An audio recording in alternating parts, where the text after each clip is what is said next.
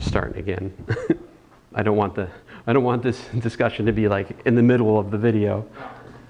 So we don't have too much time left, but I think I have enough time to give you the short story of where I saw convolution. So here it is. You guys have seen differential equations, yes? Yeah.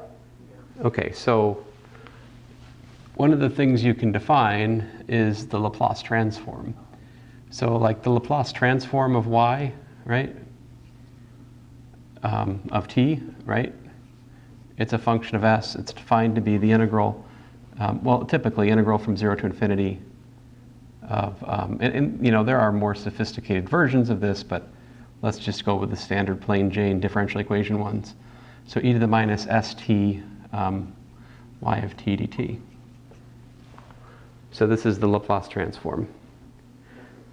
Okay, so for example, you can calculate the Laplace transform of e to the, oh, I don't know, at. So then you're looking at integral from 0 to infinity of e to the minus st times e to the at, right? Which is the integral from 0 to infinity of e to the minus parentheses s minus a times t dt, which is equal to minus e to the minus s minus a times t divided by s minus a, evaluated from 0 to infinity. Don't tell my Calculus 2 students about this, whatever you do. I haven't written a limit, you know? I think it's far enough into this video, or my secret should be safe with you guys. But that's the antiderivative. I believe you can differentiate that with respect to time and get back to that, I think. Yes. And then, provided s is greater than a, then that's e to a super tiny, you know, large negative number, which is 0 at the infinite bound. And so, bibbidi-bibbidi, you get 1 over s minus a. So there you go. Laplace transform of the exponential is e to the 1 over s minus a. The Laplace transform of, you know, oh, I don't know, cosine of beta t, right? What's that? Well, actually, let's be greedier. The Laplace transform of e to the I beta t, what's that? Well, guess what? The calculation I just did makes sense in the complex case.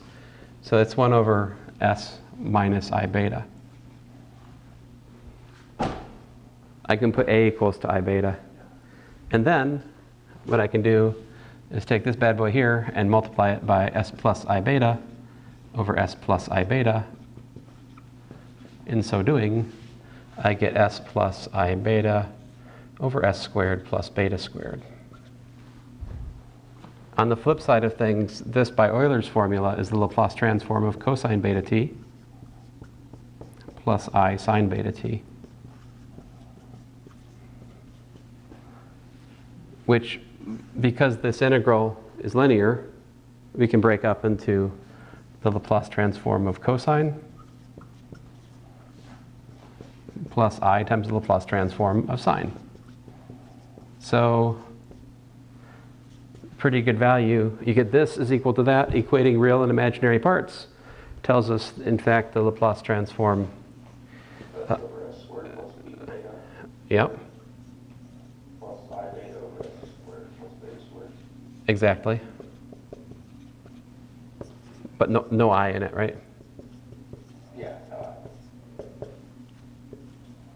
So there you go. These are the Laplace transforms of sine and cosine. The other interesting thing about all this is that the full story, I mean, why are you doing Laplace transforms? It's a story that's chocked full of step functions. Like, the interesting thing about the Laplace transform is it allows us to treat discontinuous problems in a sort of continuous fashion. You can have different cases. You take the Laplace transform of a piecewise defined problem, it transforms it into a single problem in the S domain, and then you can then you have a solution for all different cases, is what ends up happening. Now, I don't have time for all that at the moment, but what I'm getting to all this, so let me just give you the big picture here. I don't have much time at the moment. So here's sort of the process. Here's the process, all right?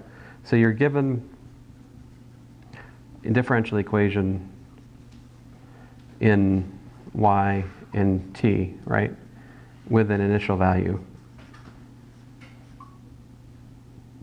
So you're given an initial value problem, right? It's an IVP. That's what you're given. It could be second order problem, it could be first order problem, it could be third order problem, all right? There's beautiful, simple theorems. You take the Laplace transform, all right? And then over here, you get basically a algebraic equation, typically algebraic equation, in the transformed variable y and s. So y of s, let's just say that, okay? So like the notation is that the Laplace transform of little y is equal to big Y. All right? Then what you do, well, yeah, one more step is you algebra, and you get big Y equals to stuff. Now, you may recall from your differential equations course that there's a whole truckload of partial fractions that happens right here. Because typically your stuff is got a division by a polynomial in S. You break it up into a sum of basic rational functions in S. And then you take the inverse Laplace transform, and bammo, you've got y equals to solution. Right? So what does the convolution have to do with any of this? All right? That's the question. So what oftentimes happens is you can look at this and you can see that your stuff is a product maybe of big F of S times big G of S. All right? This happens. Sometimes you can look at the when you solve for your big Y, you get a product of functions in the frequency domain, in the S domain. Convolution beautifully has the following property. The inverse Laplace transform of the product of F of S and G of S, right? It's equal to the convolution of F and G.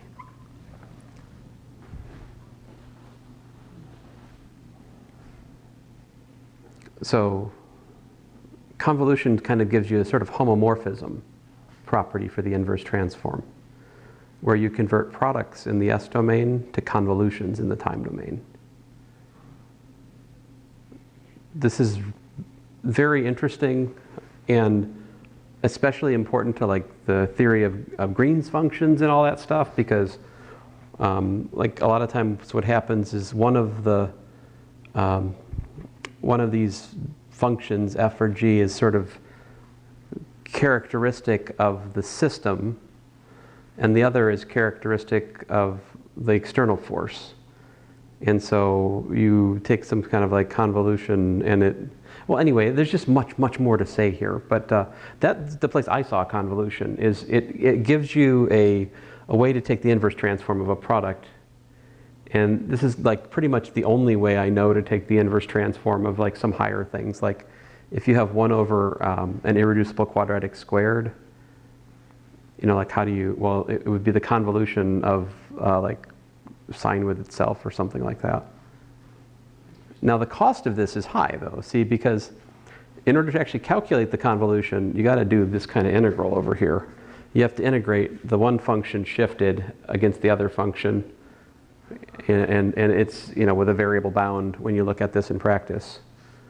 But one of the things I wanted to do for you guys in here was actually explore some of the differential equations problems that you haven't seen because of various reasons for both of you. So because the analysis we're looking at in here, ultimately, it was born of differential equations. Like higher analysis, it's all because people did things in differential equations and other people said, you can't do that. Especially going back to Fourier. Like Fourier said you could build a function from a sum of sines and cosines that's like integral to his solution of the wave and the heat equation. That problem, that technique that he did, Fourier, which we now call Fourier analysis or series, that prompted studies which then led to like Cauchy sequences and the ideas of completeness. All this stuff is born of those applied problems and differential equations and the questions that it spurred. So I'd like for you to understand a little bit better some of the genesis of these problems. And so that's one of the things I'm trying to work into this course on time to time, is just to do some differential equations. And so I've got more to say here, but not today. And I want to come back to this once we have once we're closer to the theory in the book, which I think doesn't happen until later. Like it's nothing about Hilbert spaces. So we'll go cover our Hilbert spaces and it'll be fun. And then we'll go on. But anyway, I think I have to go get ready for my other meeting. So.